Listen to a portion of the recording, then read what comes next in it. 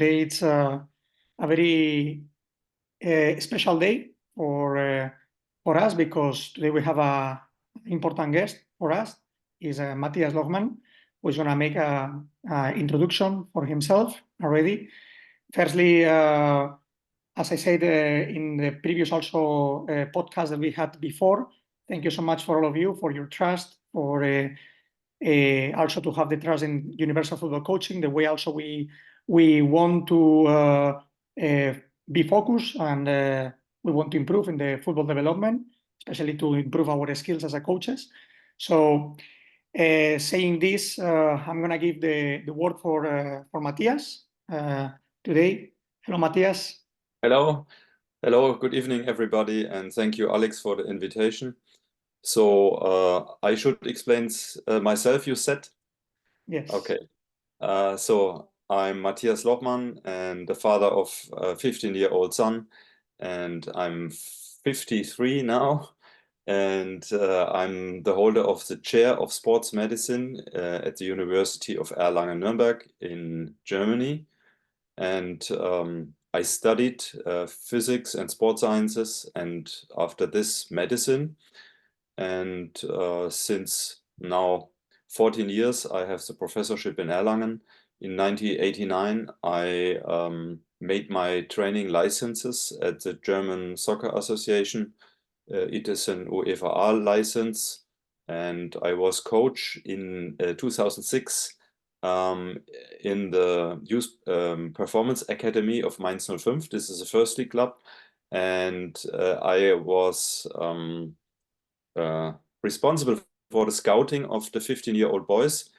And 2 years later, a well-known coach, Thomas Tuchel, went to the German championship with these boys. And so I did training since my 14th year of life. So this means I'm in soccer training active since 40 years now.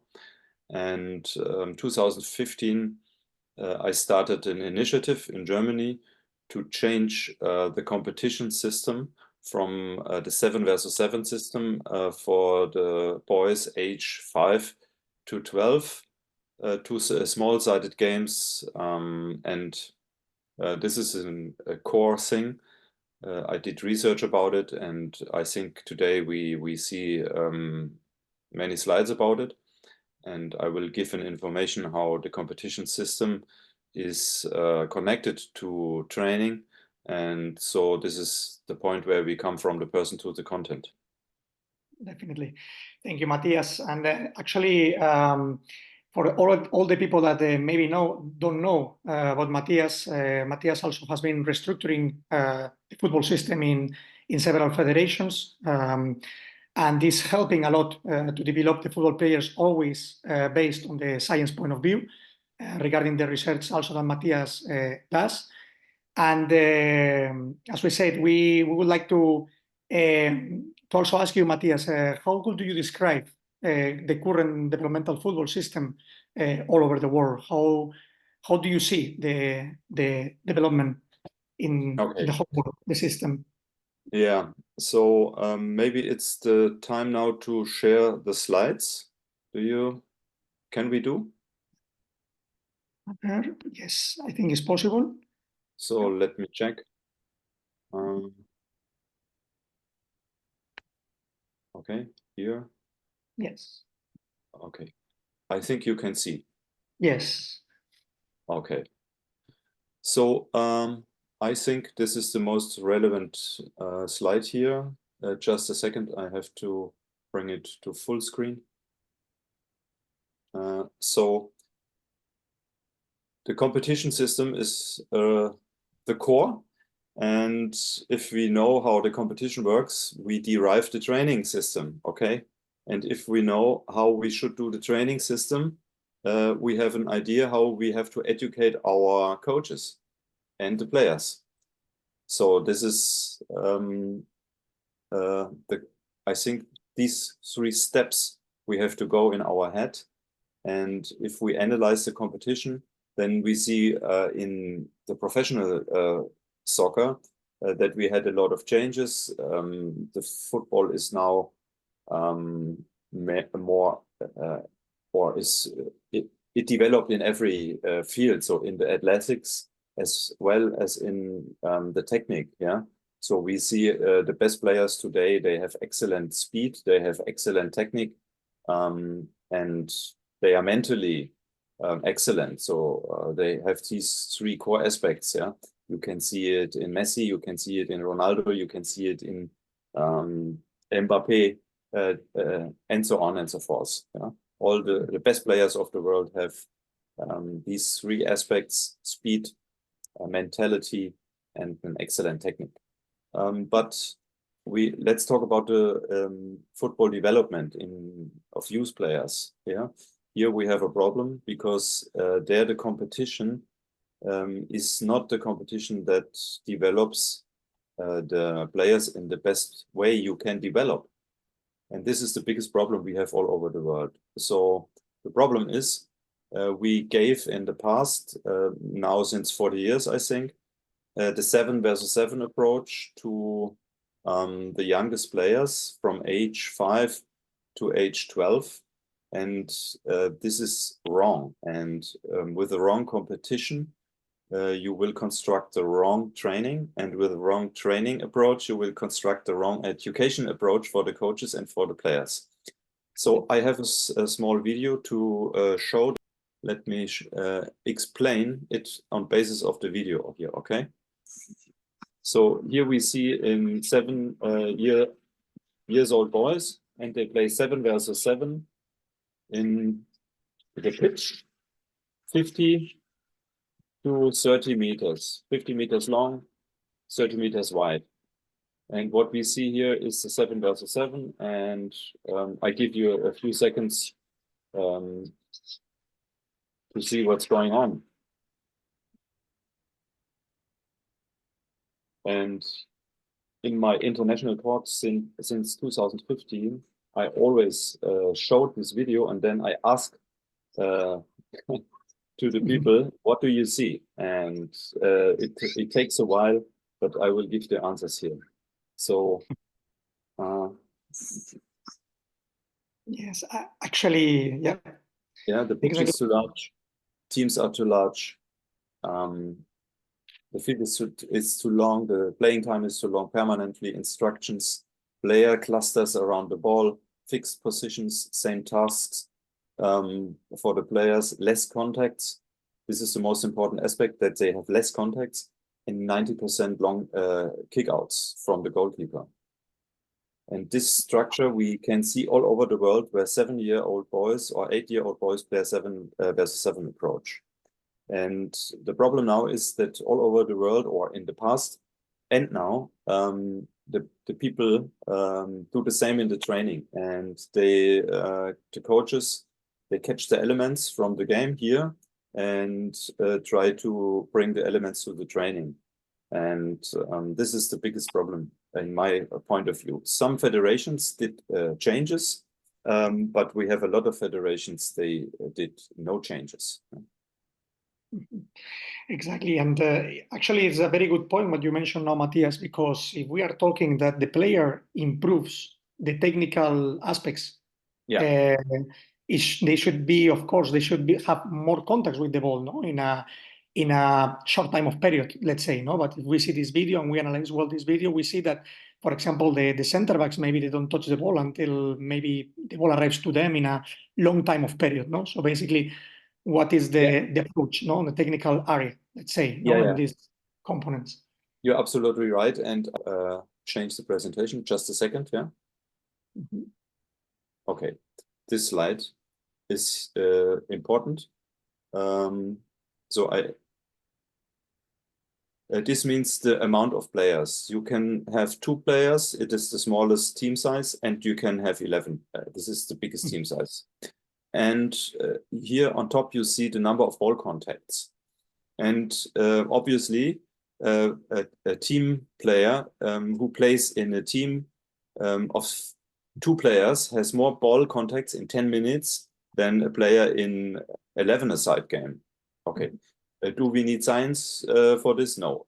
It is obvious it is evident that the player in a small team in 10 minutes has more ball contacts than in a big team.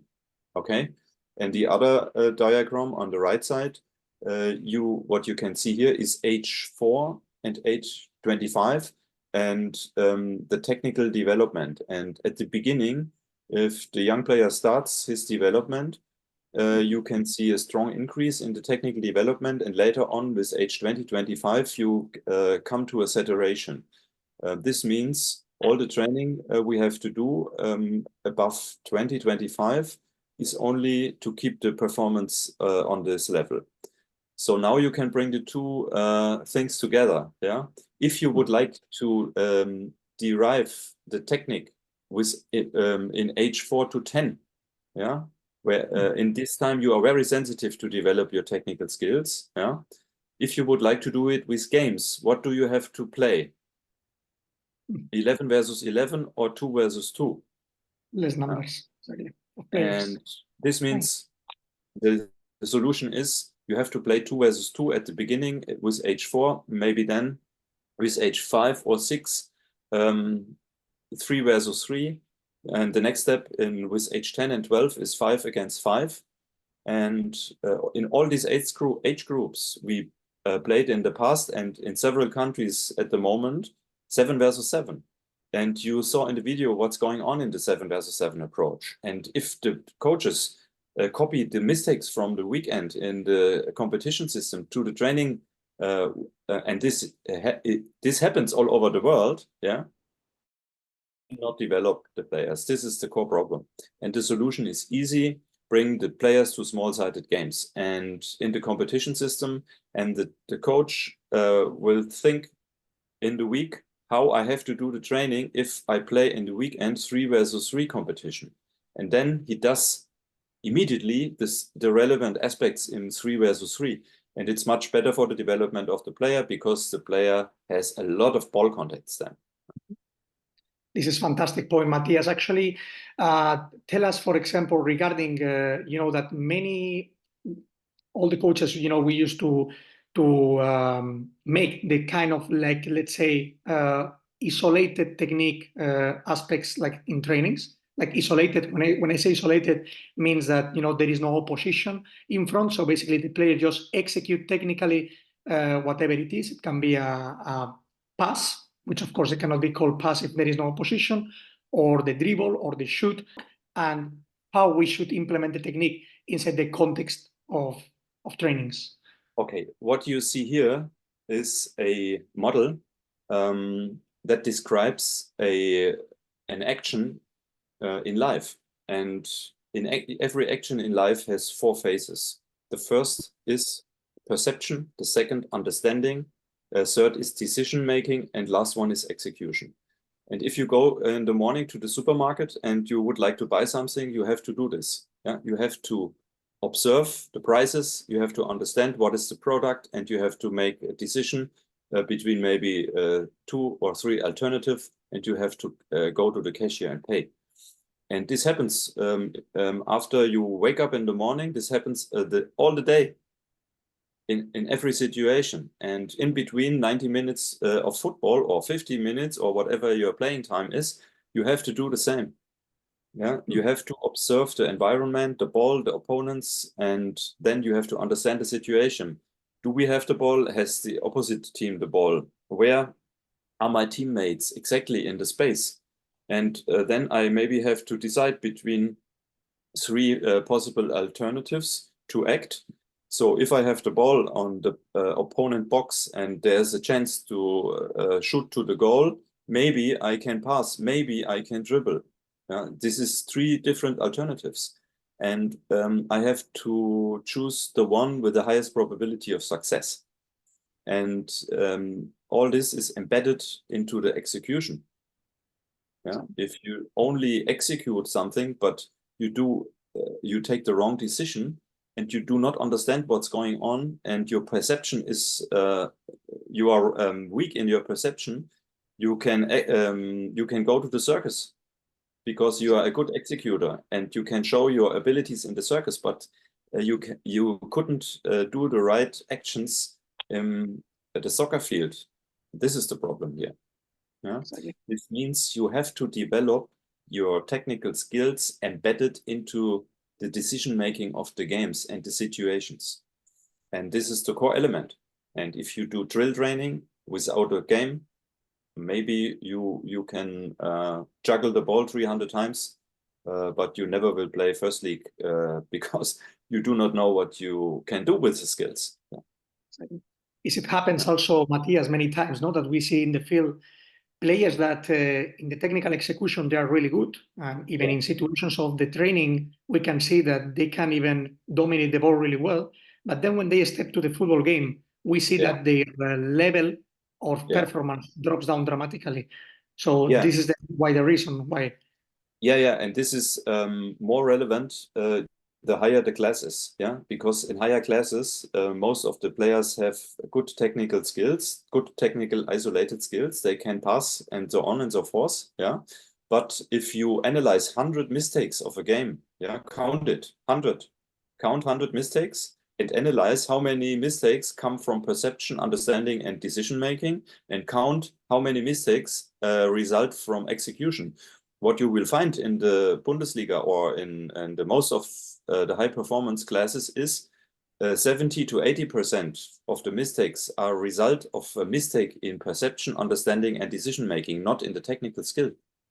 Exactly. So, and this means it's a fantastic point, Matthias, what you are mentioning now, because most of the times we are very used to listen sometimes that if the player makes a mistake in the football game, it's because the technical execution is not right. When basically, you know, it has more to do with the way that they communicate with the near environment and they decide in that execution of the technique. Of course, and the higher the class, the more relevant are the first three phases of the action, and you have to perform all this on the pressure conditions.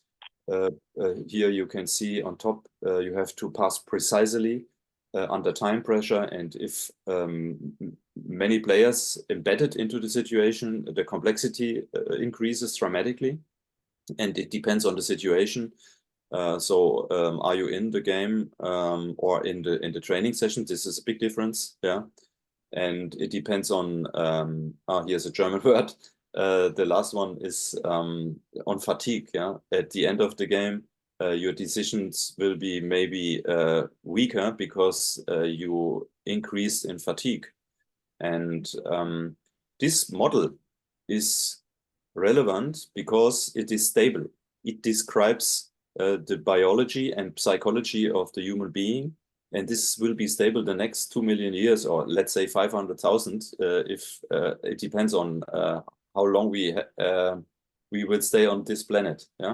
But the human biology is very constant, and this model is relevant for football. It's for basketball, for every sport action, and not only for sport. It is relevant in life. And this means we can always go back to this model and derive our behavior in training from the model. And if you do so, you see we have the tools to develop these skills in soccer. We have the games, we have the exercises, and we have the coaching behavior. And if you do, you can derive 12 training modules. You can ask, what kind of knowledge and executive skills as a coach has a coach has to have to optimize perception of a player. Did you ever learn something about how you teach perception with what kind of games, how you have to structure a game that to increase perceptive abilities? How you have to talk with the players, the coaching behavior. This is the module number 10, to increase the understanding of the player. How you have to construct exercises. This is module number 7, how you have to construct exercises to increase decision-making skills of the player. So most of the time, the coaches learned in the past,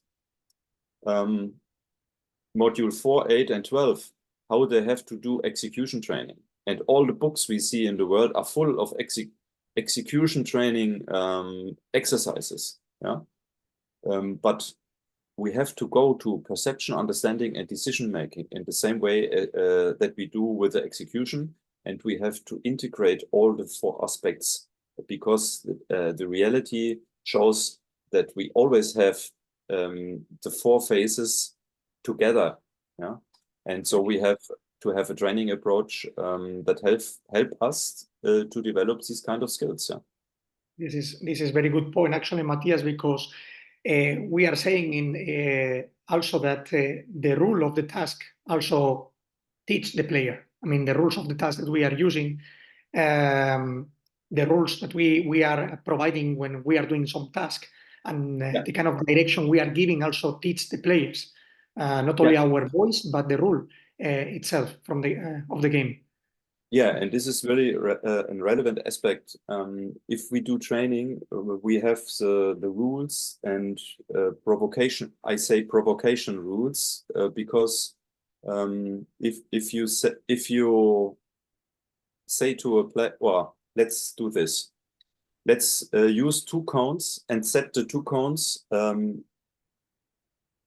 where the circle of the big field crosses the middle line, and say to the team, this is the first goal you can score. Yeah. The first goal is you can play the ball between the cones in the middle, in the circle of the big field. Yeah. And what will happen in the defense? Immediately, the defense starts to go higher to prevent that the team can score the first goals at the middle line. Mm-hmm. So this means you can use the rules to train the players, and if you do so, you have less to talk during the training and give instructions, because the rules will be the teacher in the future. Yeah, and you have to have a setup of rules. And in my education system in the university, I teach the teachers for the schools. And I always say to them, okay, if you in the week have more than 30 hours to teach the young people, and you have permanently to talk in the sessions, you will lose the speech, and go and use these rules, and let the rules do the job. Exactly. The coach will do less, and the players will do more if we apply these kind of rules to the training setup. Yeah. Very, very interesting approach that probably the 90% or 95% of the coaches who are dedicated in the youth, probably they are not practicing in this way, but it's very extremely important to understand this approach, which the players understand the rules, and according to that, the players are educated under the rule of the task. No, Matthias, you were mentioning one thing which I think is very also important to mention. For example, the Belastung, yeah, I mean, which is the fatigue, no? I mean, these components that we were talking, yes, the perceive, understand, decide, and execute, no, the decision, which is the physical aspect, I mean, or let's say how we should implement the physical aspects for football inside our trainings. I mean, understanding that many people maybe understand that the physical is something else, or the conditioning is something else from football. So how we should implement this? Okay. On this axis, you see the effort. Yeah, this means you can do nothing, is 0 or 100%. You can't do any more. And at the beginning, the performance will increase. And this is the traditional model of training, of the training sciences since 40 years. Teachers or coaches learn this, and we can do training of athletics. This is the green curve here. Technique, it's the blue one. Tactics, here the brown one, and psychology, the last one. And psychological skills. Yeah, and the problem is this is a scientific approach. Yeah, and so we never reach our full potential. This is 100%, because we do not know. We are we don't have enough knowledge to tap the full potential. So this means in athletic training, we have the most knowledge. If you go to the internet and do literature research, you see that in athletic training, we know the most. Yeah? And you see that we do not know enough in the mental aspect and in the things I told you before. Yeah, in perception, decision making, and understanding, we do not have efficient training approaches, or we do not apply them. Yeah, and so what we know is the best physical training for a player is not to do isolated athletic training. The best physical training for the player is to do football training. Yeah, so if you would like to be faster in the game, the only chance is to be faster in the head, because if you have an action, this action consists of the reaction time at the beginning and then of the speed to move your body from A to B. You have to do a lot of training to be faster, and you do really a lot of training, and what you receive is a little bit more speed. Yeah, what you can increase or decrease is the time for the decision making. You can decrease the time for the decision making, but this means you have to learn in the age between 5 and 20 to make the decisions, and you don't learn to make decisions if you do isolated athletic training. You only learn to make decisions, wrong or right decisions, if you do football training. And you have to see the situations in high frequency. This is really an aspect, and you don't see it in like 11 versus 11 approach.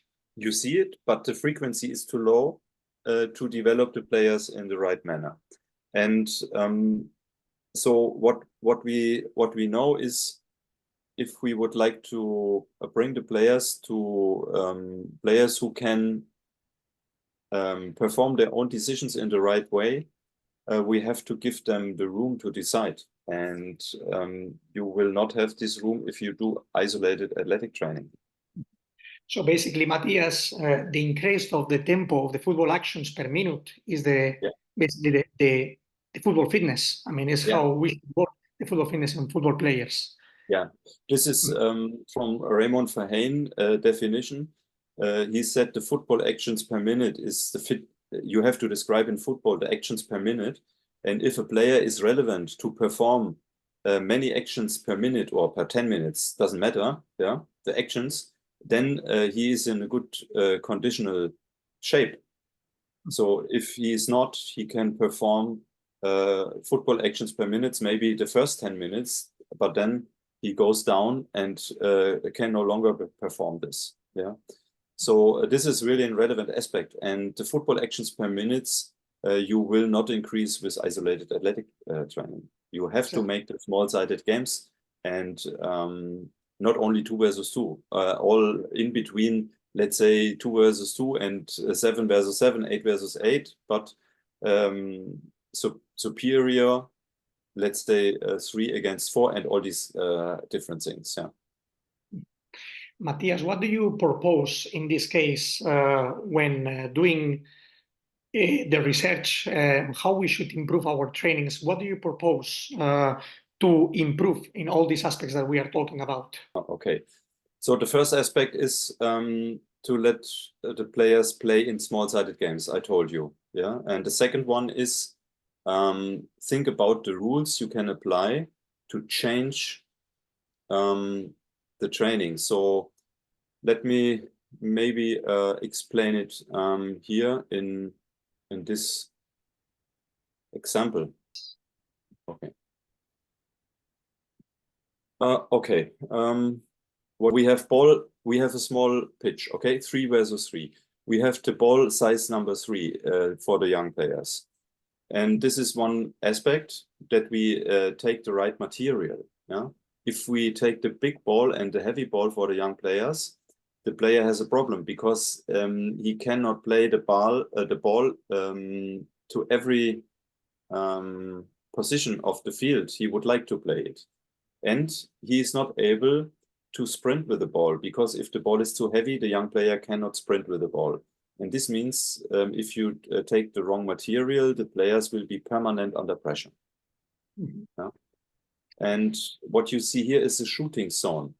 This is a part of the rule setup of these games. It is only allowed to score the goal if you are inside the shooting zone. If you work with the shooting zone, you will see two things increase dramatically. The players start to take the ball and dribble vertical to the goal. This you will see permanently, and you will see vertical passes, because the player learn very early. If I receive the ball in the shooting zone, I'm allowed to score into the goal. And you have to know that young players, or all players all over the world, have two rewarding systems. We have a rewarding system in the brain, but if what stimulates the rewarding system in our brain as football players, it is the ball. We like the ball, therefore we go to football, and we like the goal. Exactly. And you have to give it to the young players. Every young player would like to have the ball, and every young player would like to score into the goal. And this stimulates the rewarding system.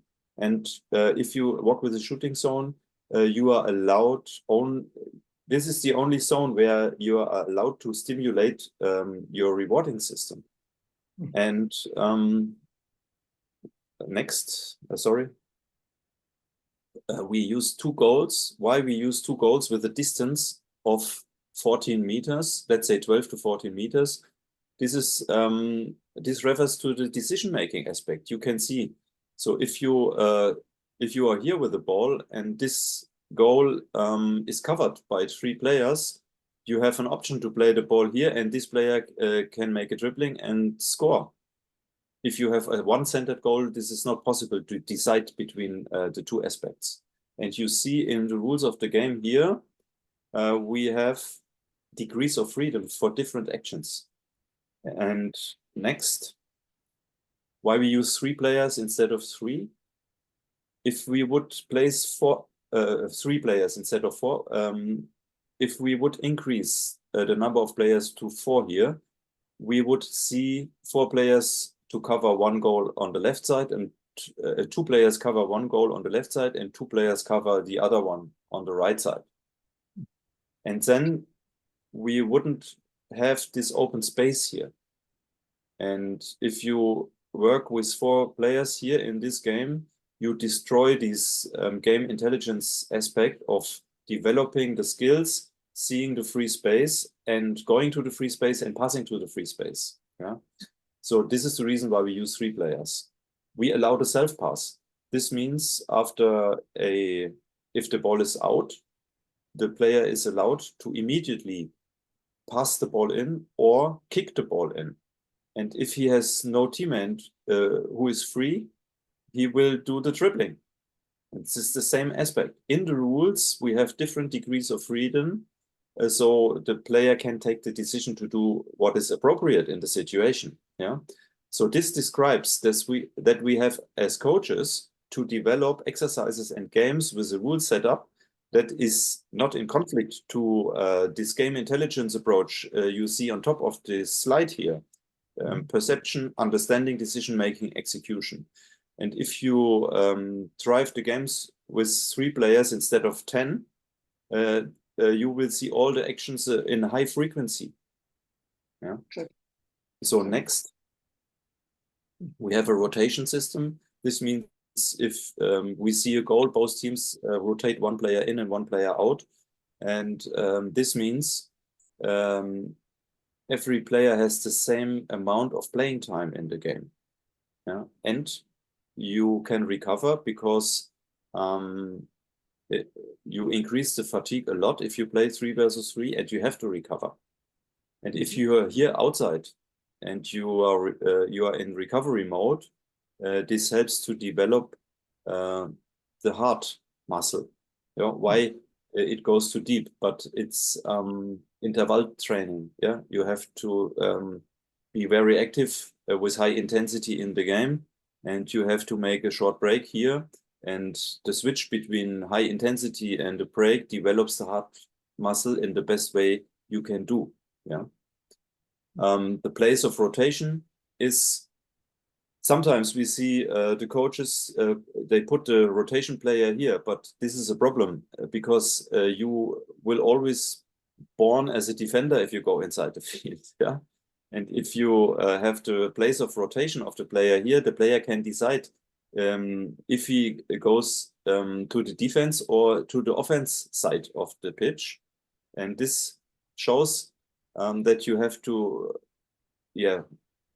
have an idea why you put the rotation zone here and not here. Yeah. What else? No instruction. So if a player has the chance here to kick in the ball or to dribble, then he has 2 degrees of freedom. So if you give the instruction as a coach and say, play to Paul, here on the left side, Paul is free, play to him, and the player plays the ball, maybe it is the best solution, but the problem here is the decision comes from the coach and not from the player. So less instructions bring the player to their own decision making. Yeah. And okay, the pitch size is constructed in a way that there is enough space for the players to have success in their technical skills. Yeah. And to develop their technical skills. If you make the space too small, then the player will be permanently under pressure. But you have to know that the domination of the ball, the domination of the space, and domination of time are interconnected. And if you have very good players with good technical skills, you can decrease the space and set them more under pressure. But at the beginning, you have to have enough space so the players have enough time and can successfully, with a limited skill set. And this is really relevant aspects to keep the motivation high. Yeah. And look, this is one game of the 3 versus 3 games, and we have 50 different. Yeah. And I cannot describe all these aspects, but if we have for the players age between 6 and 10 years, 50 different games, and to pronounce 50 different aspects in the soccer development. And the whole approach has more than 850, and all the 850 exercises and games are not in contradiction to this game intelligence approach you see here. You always can decide, you always have high frequency, and you always have to understand, and all the exercises stimulate the perception. And this is the way we have to work in the future. We have to analyze our own exercises, games, and our coaching behavior, these 3 aspects. And we have to analyze, is our behavior, is our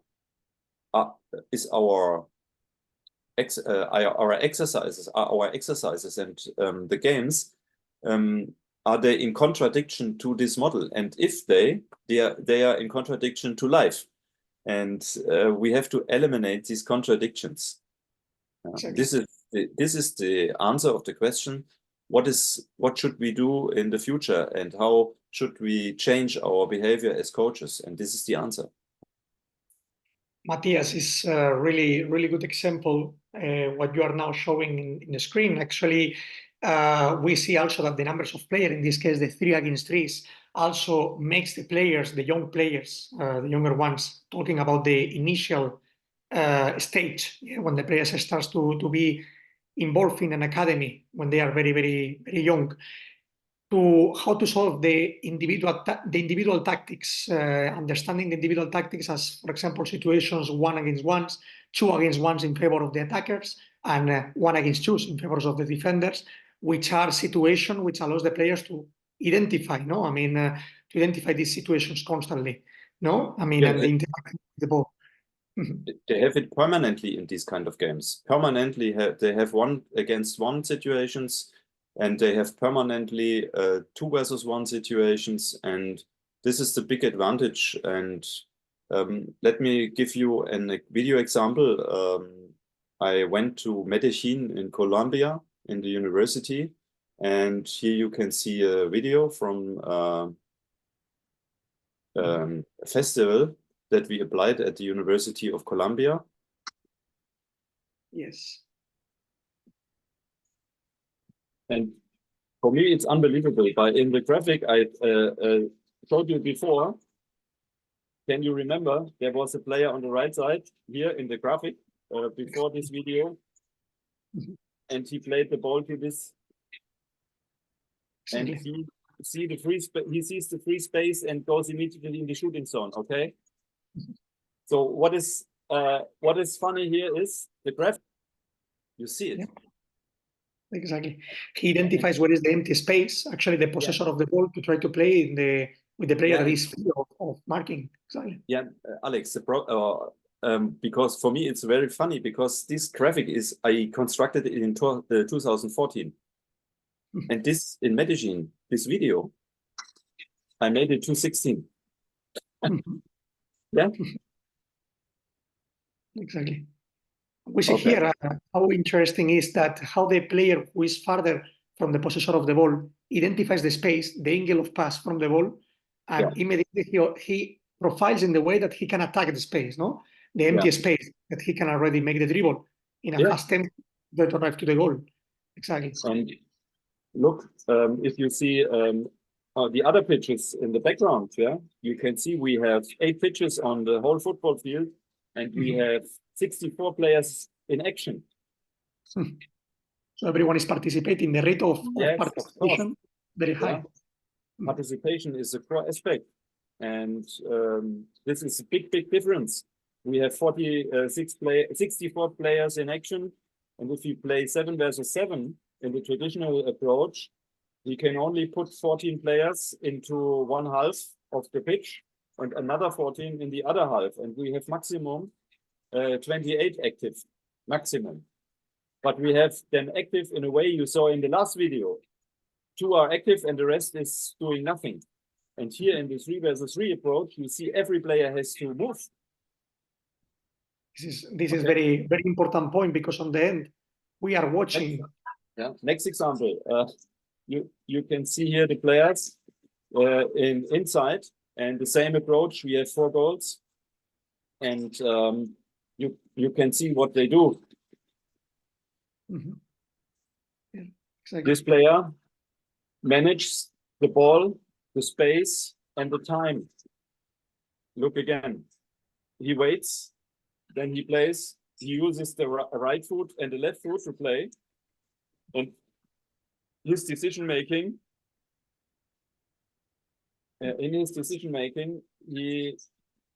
uses the right decision. He makes the right decision, and he takes the right time points to execute these kind of decisions. Yeah. So what you see here, this player, this green one, is going to the left side. Why this player is moving to the left side? Because he has a second goal on the side, and he says, okay, if I go to the left side, maybe the ball comes to me and I can do the score to the goal. No coach is saying to him, you have to go to the left side, open the space. No. This is not the thinking of the player. The player thinks, give me the ball. I will do this. I will do the goal. Yeah, but you have to place the second goal to close to the corner, and then immediately a player starting to use the whole space of the pitch. And this shows you how the rules and the construction of the game helps us to see the right behavior of the player. In the traditional mode, we would hear a lot of coaching from the coach, who would say, yeah, play the ball and you go out and open the space and now make the shot. And we hear nothing. Very fantastic and very important point to see these images, because if we analyze these images that happen now, like conceptually, for example, we see that the player who holds the ball first, what he does is to identify that, okay, my near player opens, and when he opens, he makes the pass, but he don't make the pass in the near foot from where he is doing it, but he does it in the back foot from the opener where he can already orient it and go forward. The same happens with the receptor of the ball. When he receives the ball, identifies that the player that is in the middle, profiles well, makes the control with the back foot, which is the right, with a good profile to already make a decision to make the last pass. No? Yeah. I mean, how important is the aspects of the space occupation, the angle of pass, and the body profile in this action to success. The green players here are 7.5 years old in this moment. Yeah. Now they are 15 years old, and I am the coach or I was the coach, and so what we did, we applied the small-sided games approach, and they developed their technical skills on basis of games, not on drill training, and they can use the skills in the game to solve the problems they have to solve in the game. Okay. So basically, Matthias, actually, we are saying that, for example, in the previous example that you put, like when all the players are playing the small-sided games in 3 against 3. So basically what they are doing, firstly, they are not stopping in comparison of the regular system that there is now existing. So basically there is no players who are like inactive. So they are not active. I mean, all of them, they are active. And at the same time, we are watching that making this kind of like a festival, like tournament, which means that the players that are in a, let's say, more advanced context, they are playing between each other. So basically these players are developing in their own context, and the players that are like in a less developed context, they are playing between each other as well. So basically there is not, in comparison to the regular system that there is now existing, we see that all the players and all the kids deserve the time to play and have fun according to their own context. Yeah, this is football for all, and not for a limited amount of players. Yeah. In the past, we organized at the end the football only for the most talented players, and we gave them all what we have, and we use the other players as clowns to help the best ones to get a professional contract. Mm-hmm. Yeah, and this is related to values. Yeah, so if we use the value approach, I have a slide here. Yeah. Then let's talk about this. It is the question, do we have values or not? And our first question was, is the competition system and the behavior of the coaches in contradiction to the UNICEF rights? And we did an analysis with help of the children, and they told us that the competition system, the old competition system, is in contradiction to the UNICEF rights, and identified that putting players on the bench and let them at home and give them no chance to play is against of equality, the right of equality. And it's against the right of health development, because the steps the players have in the game, yeah, driving their health. Let me go in between to a slide that shows this. We did. Can you see it? Yes. Okay. I don't go to the presentation mode. It's easier to flip it between the slides, okay? So what you see here is we compared 7 versus 7 to 3 versus 3 approach. 7 versus 7 is blue, and 3 versus 3 approach is a red curve. And we measured, let me show this, with GPS tracking and video analysis, everything we can measure. And here is only one aspect. The blue curve here, P1 to P16, describes the 16 players we measure. player 1, player 2, player 3, and so on and so forth. Yeah? And we had each player in both systems, 10 minutes in one system, 10 minutes in the other system, 10 minutes in one, 10 minutes in the other. And what we see is these two players, they don't have any movement in their game. You see 600 steps. What do you think? What is the position of the player in the old approach? Yeah. Probably the goalkeeper. Yes, of course. Yeah. And then we have another two, this one and this one. Maybe this one. They don't move, or they move more, but not a lot. What do you think? Position. The position in the field from 7 against 7. Yeah. Maybe the defenders. Yeah, the two you saw in the first video, the two players in front of the box, they are not integrated in the game, in the offensive game. They have to wait. Okay. And now the same players go to the neighborhood field and start to play 3 versus 3. And what can you see in the red curve? That everyone is moving and everyone is participating.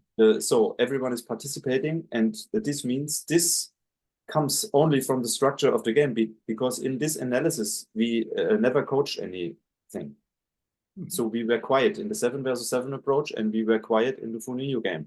So this means all what you can see here comes from the structures I explained you. Yeah, and these structures, these structures change the behavior of the player.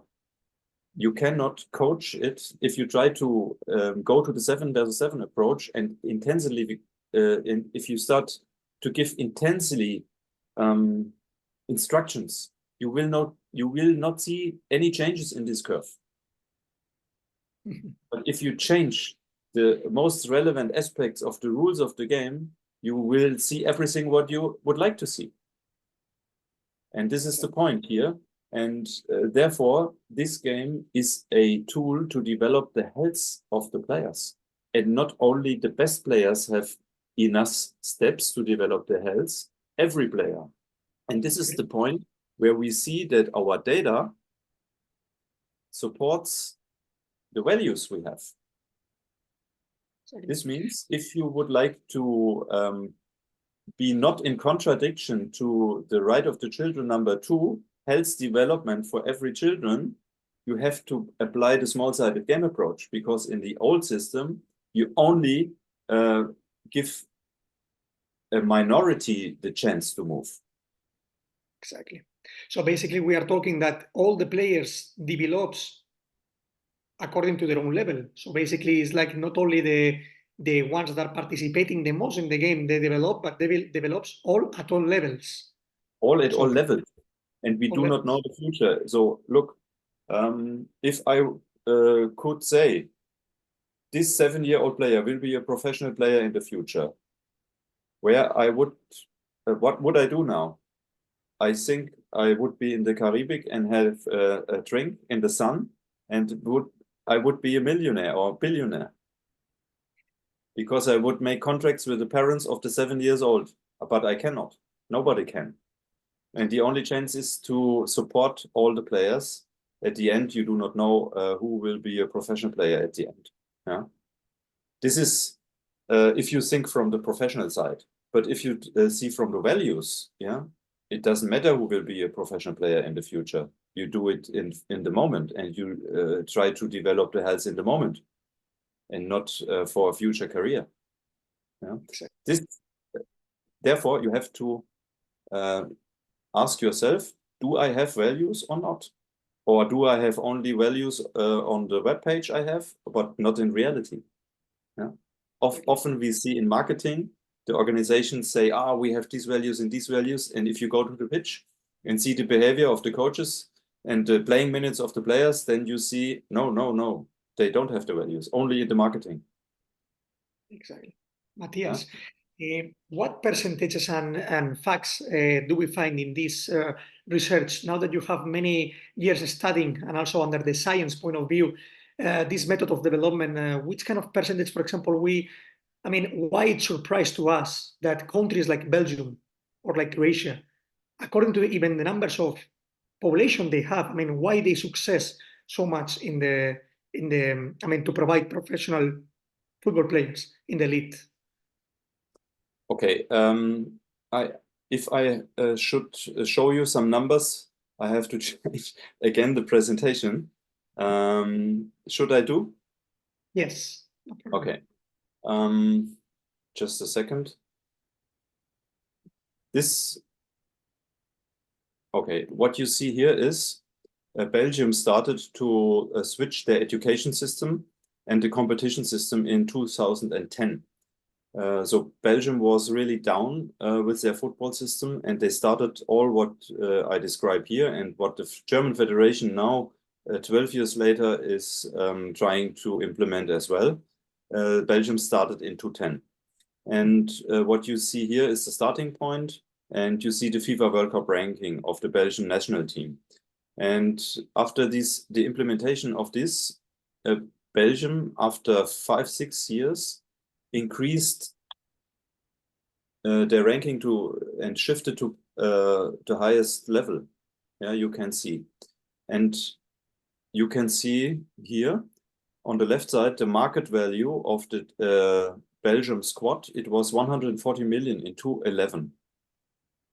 After all the implementation of this changes in the education system and in the competition system, the Belgium squad reached a value of 750 million in 2018. And look, yeah, how many people live in Belgium? 11.5 million. The sub-state of Bavaria of Germany has 30.1. And I always ask the federations here or participants of my talks, can you imagine that we are able to construct a squad for Germany with the force of the Belgian national team made only by players from Bavaria? And everybody says, no chance. Yeah. And this describes that we have really a problem in the efficiency. We are not able to do that because the efficiency of our system to produce professional players of highest level is really weak.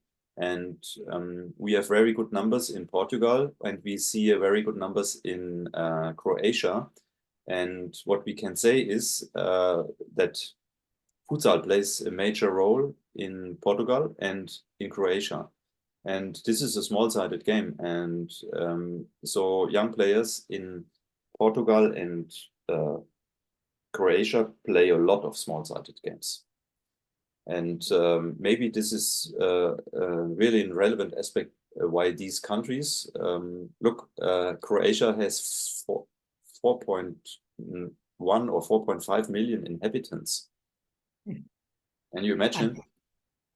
It's very interesting if we make a research regarding the countries which are culturally very strong and when it comes to football, like it can be Brazil, Argentina, Spain, Portugal.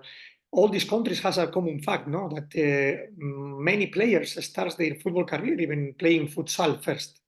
No? Yeah. And it's a common fact, no? That the players first they interact a lot with the ball in the feet. So basically, before they make the step to their own academy, they already have some notions, some knowledge regarding the domination of the ball under small-sided games. Yes, they learned it in deliberate practice. They learned it in the futsal, or maybe 3 versus 3 and 4 versus 4 on the streets, yeah, and without any coaches. And you can see how powerful it is to play games hours and hours in small teams. It's exactly like that. Exactly. Actually, Matthias, and now for because we are now almost, as I said, I mean, all the people who we are here, I mean, we are very enthusiastic regarding football, so we could be here talking 3 hours with you because it's really good. And as a last, we would like to, or I would like that you give a piece of advice or to arrive to a conclusion based on the on the sports science, I mean, of the football science, which kind of piece of advice you will give for all the coaches that are listening now to this podcast? So I think the coaches should go to the game intelligence approach and should learn how this approach works. First of all, this is a mental thing. This is the first thing you have to change. Yeah? You have to be open for innovation. If you say we have to manage the existing system, we don't have time to open our mind, then you always will be in the situation of the two guys here. Exactly. Yeah. Exactly. So we have solutions, and this is the first thing. You have to open your mind, and you have to test these solutions. Yeah. And now we have the numbers. At the beginning, we only had our logical thinking. Yeah. And then we got the numbers of our own research. I showed you some slides. What will change with the number of steps if you go to small-sided games approach. Now we have numbers from Austrian Federation. The Austrian Federation implemented the small-sided games approach 2 years ago. And here, then they did their own research. So we have numbers now from the implementation of a whole country. And what they found is 2 years after starting the implementation, it is not finished now. It's only the starting point. They had a decrease in the dropout rate of 10% from 26 to 16. And this is really a big number. And 32% more teams in under 11 to under 14. And 20% more registered coaches, because the new approach opens for other types of persons. Yeah, the old football approach is not for everybody open. Yeah, and the new approach opens for more coaches. And I think this is maybe not for coaches. This is maybe more for all people and the federation. Yeah. We have to make an innovation in all the processes. We have to come to a competition and training system based on best evidence. Of course, as a scientist, I have to use evidence. If I do not, then I can stop my scientific career. If I say I base my recommendations on my personal view, then I think it's a problem. Most of the people do that. As a scientist, I cannot do. So therefore, we have to analyze the reality. We did, yeah. And then we found that we can change the size of the ball, the size of the field, the size of the goal, the size, the number of goals, the number of players, the rotation system, the duration of the game, and so on and so forth, the organization model. So then we started with a best practice model, and we implemented the 3 versus 3 approach for 4 years in pilot studies. And this 3 versus 3 approach in the festival mode is not in contradiction to the game intelligence model. So perception, understanding, decision-making, and execution. This was the first thing. And the next thing is the question, is our model or our training and competition approach against the rights of the children? And we found it is not. And if it would be, we have to go to another innovation cycle and go upwards and say we have to change something. So at the end, we would like to have a system that is not in contradiction to the 4 phases model. And we would like to have a system that is not in contradiction to the rights of the children. And then we can say, if we have this is a competition system and training system based on best evidence. And we can always use new numbers that we receive from the science to optimize our model and change in the best way we can do. And what I would like to give to all coaches is open your mind to the changes. Learn how the system works. Perception, understanding, decision-making, and execution training. How I have to construct my games. How do I have to construct my exercises? And how should I do the communication to the players? These three elements are really the core elements for the coaches. And ask yourself, you have to ask yourself, I'm on the right track or not?